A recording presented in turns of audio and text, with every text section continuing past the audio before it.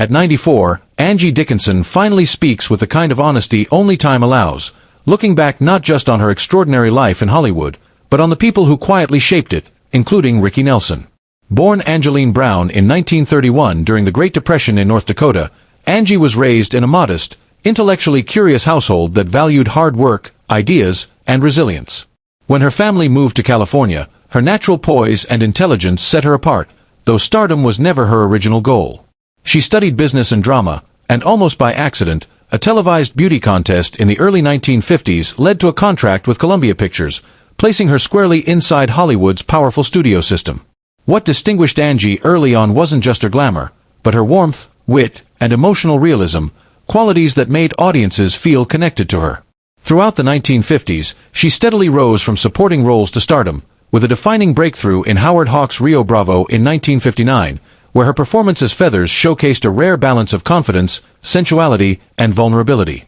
The 1960s saw her flourish across genres in films like Ocean's 11, The Killers, and Point Blank, adapting seamlessly as American cinema grew darker and more psychologically complex.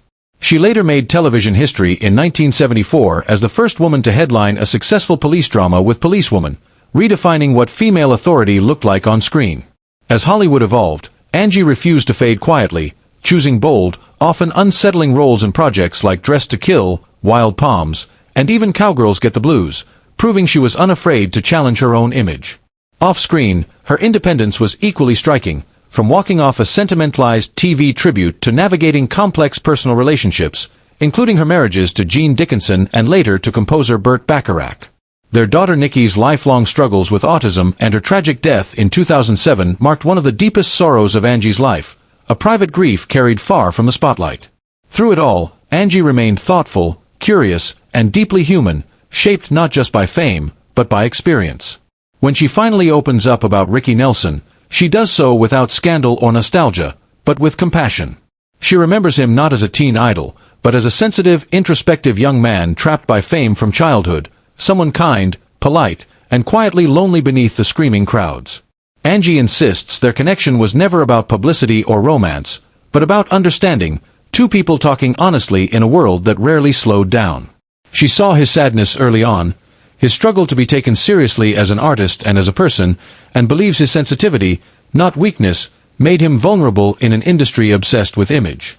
Ricky's tragic death in 1985 stayed with her, feeling unfinished, like a life paused before it could fully unfold.